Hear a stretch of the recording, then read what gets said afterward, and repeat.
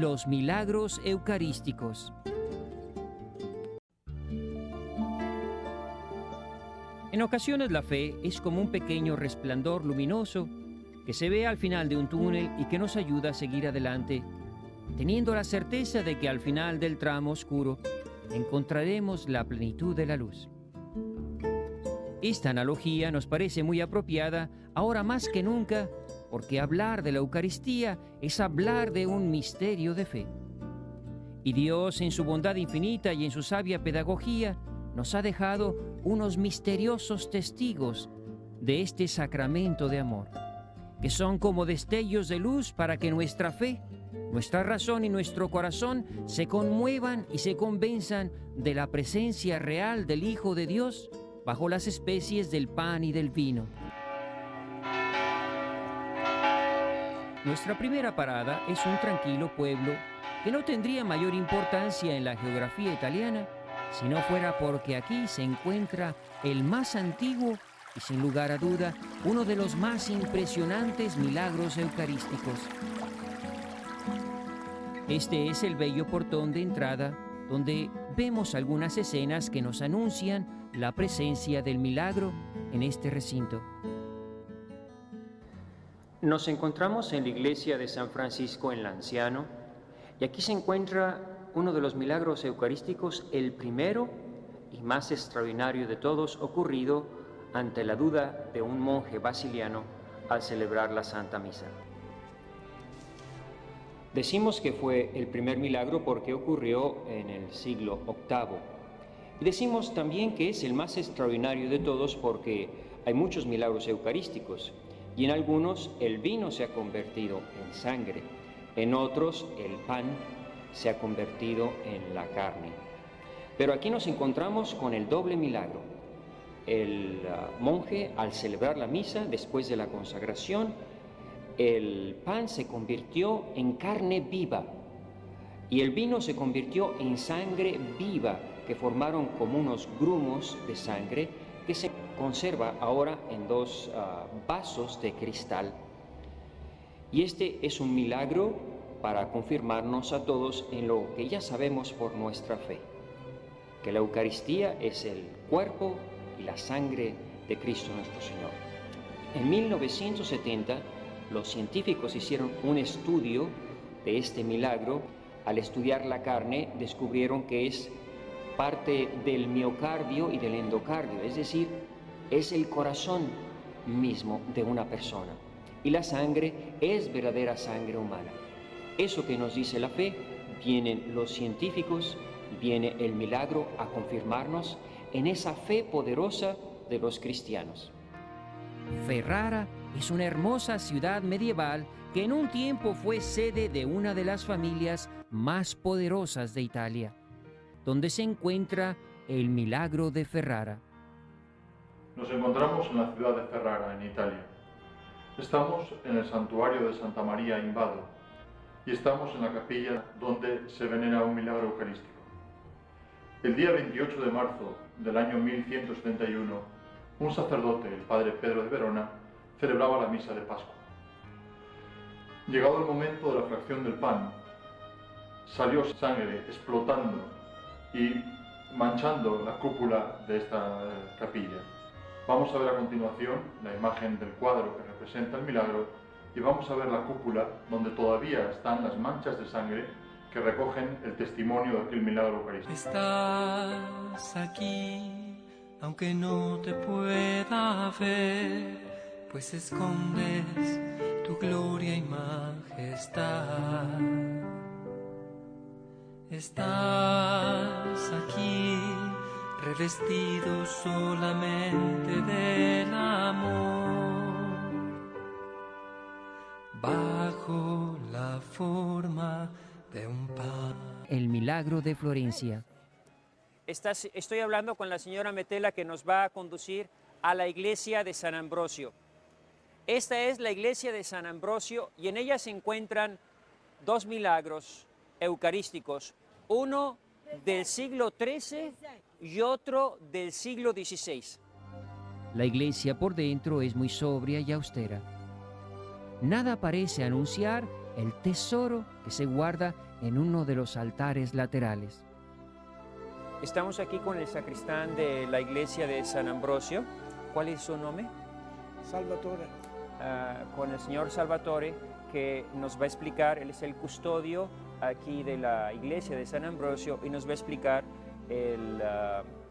uno de los milagros eucarísticos que están contenidos, que son venerados en esta iglesia. ¿Me puedes explicar un poco de esto? Ecco, guarda, nel 1230 Salvatore nos explica que en esta custodia no se encuentra uno, sino dos milagros eucarísticos. El primero sucedió cuando un sacerdote que celebraba la misa de manera rutinaria descuidadamente dejó el cáliz sin purificar después de celebrar la Santa Misa. Al día siguiente, cuando quiso volver a usar el cáliz, descubrió que el vino se había convertido en sangre coagulada. Nos explicaba el sacristán que en esta custodia, porque es propiamente una custodia, un milagro convertido en custodia, están de hecho dos milagros. En la parte superior, en la parte del centro, se ve una como ampolla de alabastro. Ahí está contenido la sangre coagulada del milagro que aconteció con el descuido de ese sacerdote. Y en la parte de abajo están las partículas de otro milagro que sucedió, que fue un incendio en esta iglesia, que se quemó todo el mantel e incluso hasta el cáliz se derritió, pero las partículas estaban totalmente intactas. Y ahí en la parte de abajo de la ampolla se conserva una de esas partículas. Una cosa que llama la atención de este milagro es precisamente que está en forma de custodia. Y esto se debe a que en 1340 sucedió una de las pestes terribles de Europa, murió mucha gente, y para detener la peste, el obispo sacó esta custodia en una procesión por todas las calles y hicieron una custodia para que todos los años repetir esa procesión con el Santísimo. Y esto es lo que nosotros tenemos que quedarnos claro con todos estos milagros, porque podríamos hablar de uno de 1000 milagros eucarísticos, pero no añade nada a lo que ya sabemos por el catecismo, que Cristo está realmente presente en cuerpo, alma y divinidad en la Eucaristía. Y lo que Dios quiere hacer con estos milagros, que a veces parecen un poco llamativos, lo que Dios quiere es nada más recordarnos el amor, el respeto, el culto y la adoración que todas las criaturas debemos al Santísimo Sacramento, que es la expresión máxima del amor de Dios hacia nosotros. Dejemos Florencia para llegar a nuestro siguiente destino. Nuestro viaje por los caminos de los milagros eucarísticos nos llevó a Orvieto, una hermosa ciudad medieval italiana situada en la cumbre de una colina.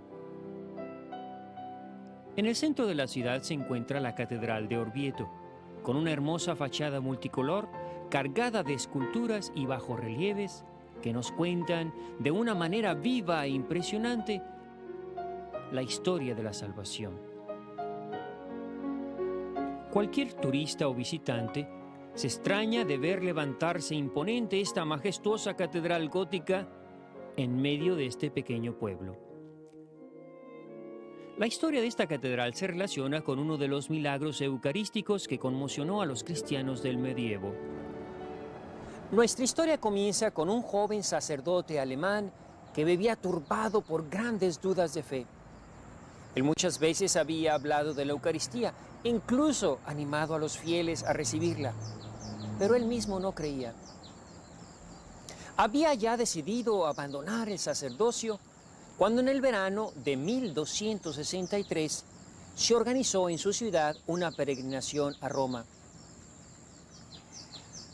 Animado más por distraerse de sus dudas que por interés, decidió unirse a la peregrinación. Llevaban ya más de 2 semanas de camino cuando llegaron a la ciudad de Orvieto.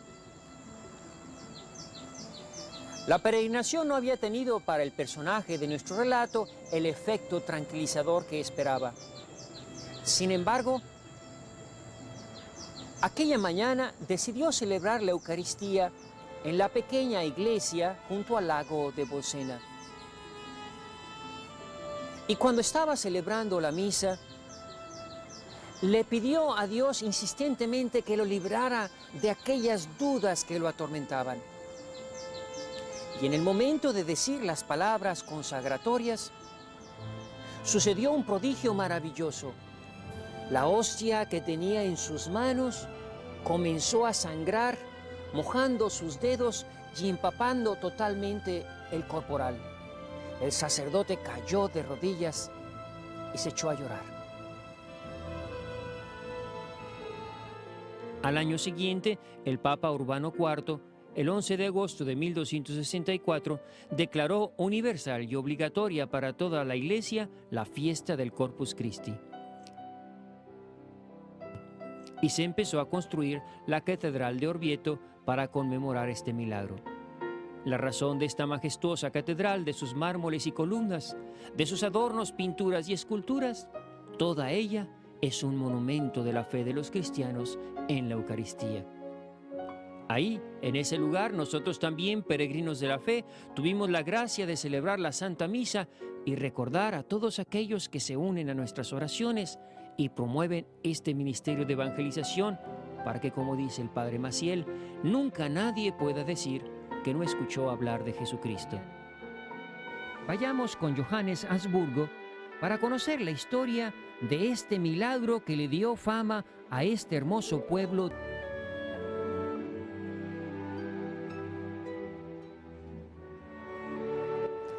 Milagros eucarísticos hay muchos y todos de ellos son hermosos, son pruebas de amor, son historias del corazón de Jesús. Quiere conquistarse la fe, la confianza y el amor de sus hijos, sean estos sacerdotes o seglares, como ustedes y yo. Pero ninguna historia tan hermosa, tan apasionante como el milagro que hoy vamos a ver. Se trata de una mujer que, buscando conquistarse el amor de un corazón humano, pasa por un horrendo pecado y se encuentra finalmente con el amor divino. Y todos los signos visibles de este hermoso milagro, de esta apasionante historia, se encuentran en esta bellísima ciudad de Ofida. Estos signos visibles de la historia milagrosa que nos ocupa se encuentran en un convento dedicado a San Agustín, conocido como el Santuario de la Eucaristía Milagrosa. La historia en sí sucedió en otro lugar, como lo testifica este pergamino del año 1788. Esta historia sucedió en Lanciano, otro pueblo en el centro de Italia. En Lanciano, una ciudad muy parecida a esta ciudad de Ofida, vivían en el siglo XIII un triste matrimonio. El matrimonio de Ricciarella y Giacomo Stasso. Un triste matrimonio, ¿por qué? Porque Giacomo era un esposo duro y no amaba a su esposa. Y a Ricciarella esto le entristecía profundamente y quería con todo su corazón ganarse el amor de su esposo. Ricciarella fue a consultar a una señora de su pueblo sobre cómo podría ella ganarse el amor de su esposo. El consejo que recibió fue el siguiente: toma una hostia consagrada, quémala, y el polvo que sobre de esta quemadura, ponlo en la comida o en la bebida de tu esposo, y con eso te ganarás su corazón. Ricciarella comienza a poner el plan diabólico en acción. Llama a un sacerdote y le pide que le traiga la Sagrada Comunión. Y el sacerdote viene, pero en vez de comulgar, Ricciarella deja caer la forma consagrada en su seno. Y una vez que haya ido el sacerdote, toma la forma, toma una teja, comienza a quemar la hostia, el cuerpo de nuestro Señor. Su sorpresa es cuando en vez de quemarse la hostia, se convierta en carne y comienza a sangrar. Y ni siquiera unas gotitas, sino efusivamente. Tal es la sorpresa de Racharela que intenta tapar la forma con su mano para que deje de sangrar, pero no logra nada y sigue sangrando. Toma finalmente un mantel, envuelve todo el paquete sangriento empapado con la sangre de Cristo. La teja, la forma consagrada, la sangre de Cristo, toma y lo entierra en el establo, en el estercolero, donde echan el estiércol de los animales. En eso llega a casa su esposo, Giacomo, y cuando quiere entrar con su mula al establo, el animal se niega a entrar. Cuando finalmente lo logra, la mula se pone de rodillas ante el estercolero. Giacomo se da cuenta que algo raro ha pasado y comienza a insultar a Racharela. Le dice, ¿qué ha hecho ella para que el animal se comporte de tan extraña forma? Pero ella dice que no sabe qué está pasando.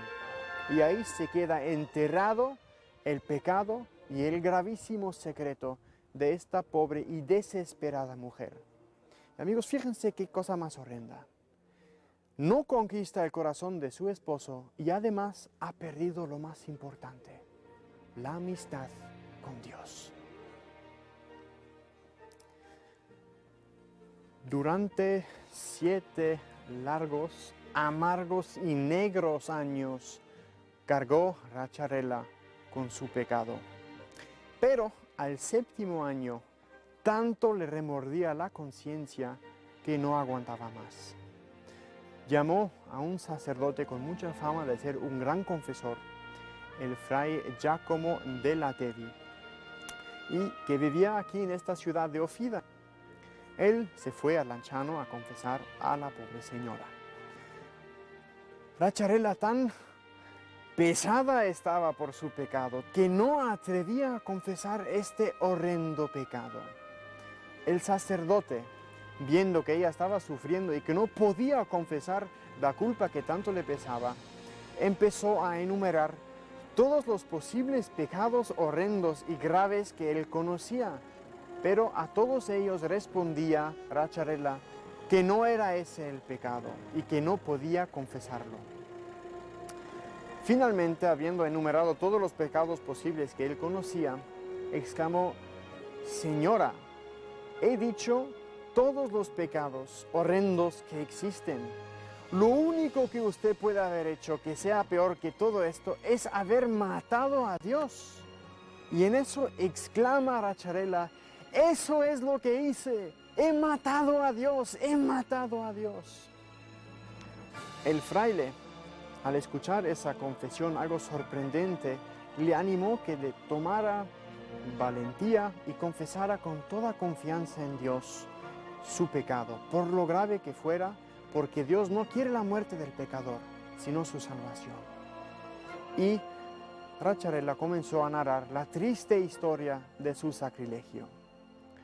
Al final de la confesión, le animó para que le entregara los restos de este milagro.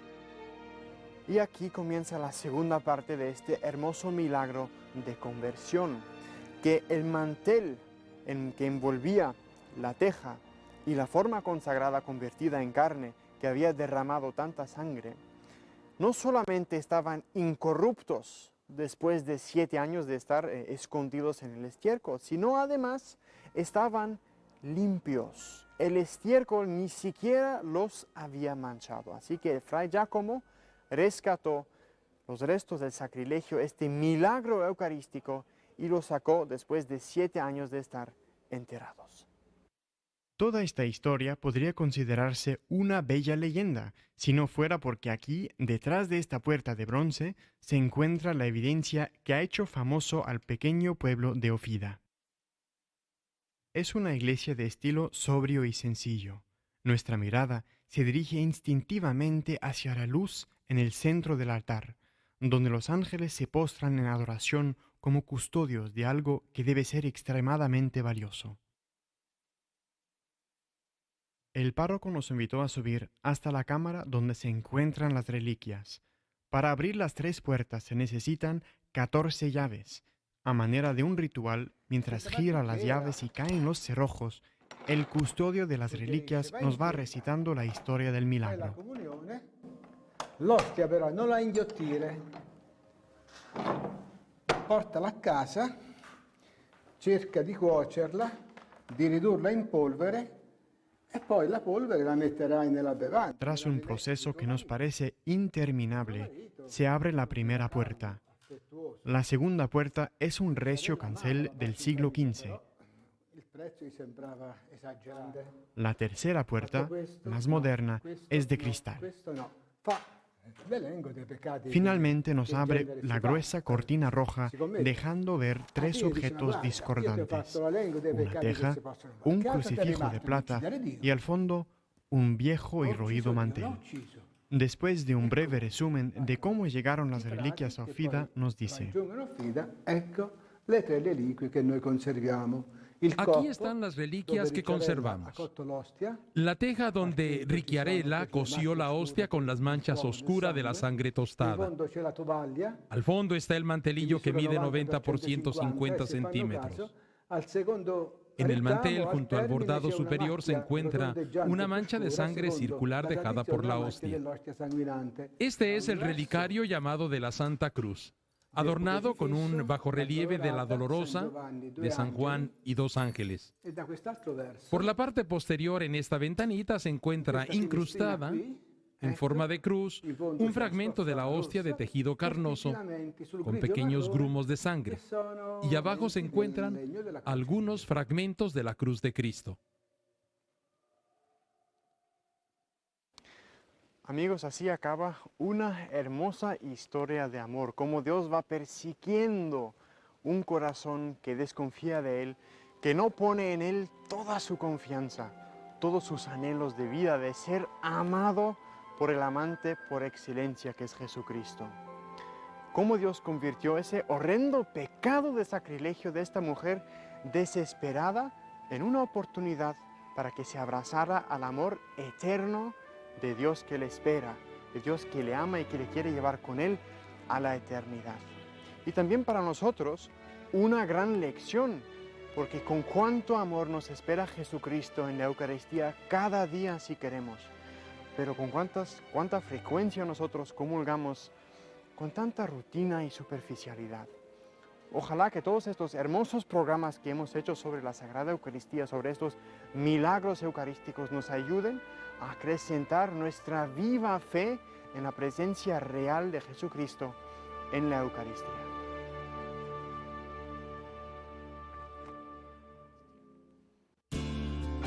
Sin dejar de disfrutar del hermoso paisaje, nuestra peregrinación por Europa en busca de los milagros eucarísticos nos lleva hasta la ciudad de Turín.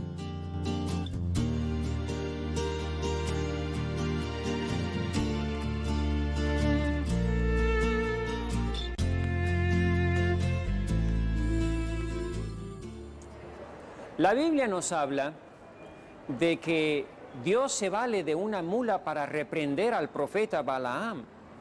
Y también Isaías nos reclama a todos nosotros que el buey y la mula saben reconocer a su amo y nosotros no reconocemos al Señor. Hemos venido aquí a Turín para hablar de un milagro y para aprender de una mula.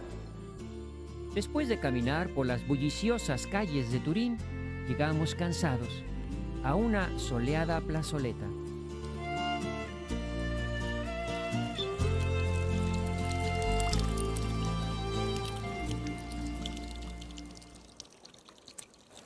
Esta es la plaza del Corpus Domini. No se llamaba así y era una plaza muy grande, pero ahora la ocupa la mitad de la plaza una iglesia que está relacionada precisamente con el milagro de la burra. Pero para hablarnos de este milagro eucarístico, le hemos pedido al doctor Mario Pandiami que nos lo explique.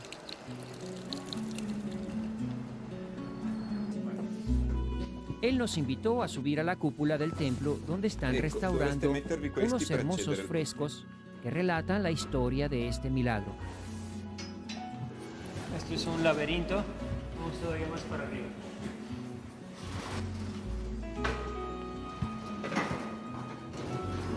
Para eso son las casas. Estamos en un lugar muy privilegiado porque estamos encima del lugar donde la construcción.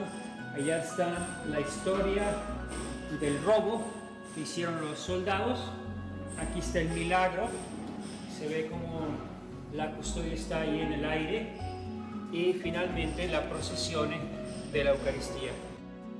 Pero estas escenas requieren de una explicación.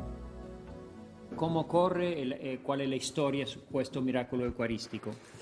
Allora, la storia di questo miracolo eucaristico nasce. La historia de este milagro eucarístico nace en 1453, cuando los soldados franceses de Carlos de Anjou descendieron del Piamonte al valle de Susa. En la iglesia de Esquiles, que es una iglesia en este valle, hubo un saqueo y, entre otras cosas, se robaron del tabernáculo una custodia de oro. Cuando llegaron a Turín estos soldados, pasando justo la plaza del Herbe, que es donde se encuentra ahora esta iglesia, y que antes era solamente una plaza, el asno con la valija que contenía la custodia se echó en tierra, para ya no moverse más. La valija donde llevaban el motín cayó y se abrió. Y la custodia también se abrió y salió la hostia consagrada que se elevó al cielo. Este milagro lo presenciaron centenares de personas que estaban en la plaza. Mandaron llamar al obispo porque el cuerpo del Señor permanecía flotando. Comenzaron a orar para que la hostia descendiera, lo cual no sucedió hasta que llegó el obispo con la píxide. Cuando llegó el obispo, el cuerpo del Señor descendió a la píxide. Posteriormente se organizó una procesión solemne y la hostia consagrada se trasladó hasta la catedral de Turín. Este es el lugar que nos recuerda donde cayó el jumento. Esto era una plaza, no era ninguna iglesia. Y aquí en la plaza cae el burro. Y esta es la placa que conmemora el hecho. Y dice aquí el 6 de junio de 1453, cayó, se postró la mula que llevaba el cuerpo del Señor. Y aquí la hostia sagrada se libró del saco donde lo llevaban y se alzó en el aire. Y después descendió benigna sobre las manos suplicantes del obispo alrededor del pueblo que estaba en oración. Y esto es lo importante, que con estos milagros se nos recuerda lo que ya sabemos por nuestra fe y lo que Dios quiere de nosotros, el culto, la devoción, el respeto a la Santa Eucaristía.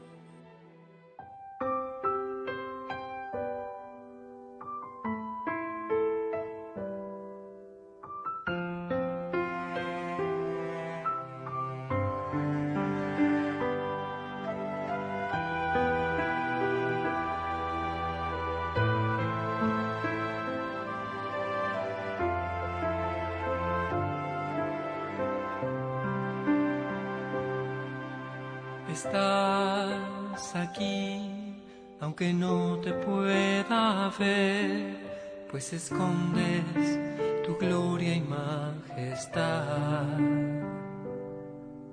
Estás aquí, revestido solamente del amor, bajo la forma de un pan. Con sencillez te me vienes a entregar y en mi interior vas haciendo maravillas,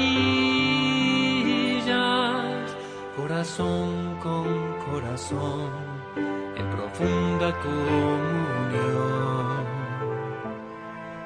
Me haces templo de la Santa Trinidad.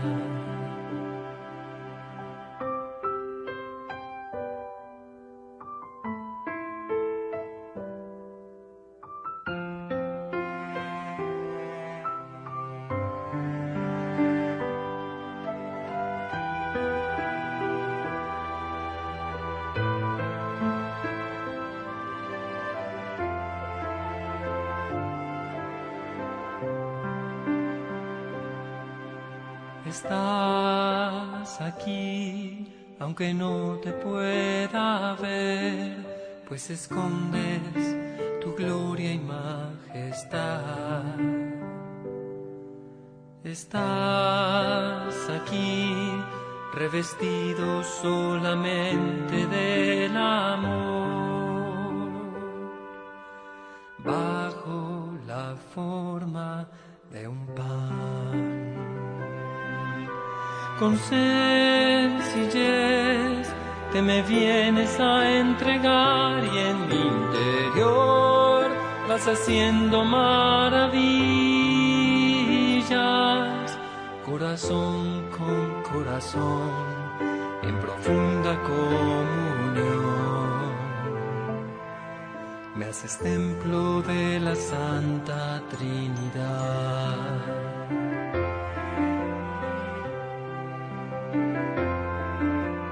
Ven y cena conmigo, ven y mora en mi hogar, ven y nunca me dejes, pues sin ti me moriría. Me has herido con tu amor, ven y mora en mi interior, de ti quiero comulgar, Señor, de ti quiero comulgar, Señor.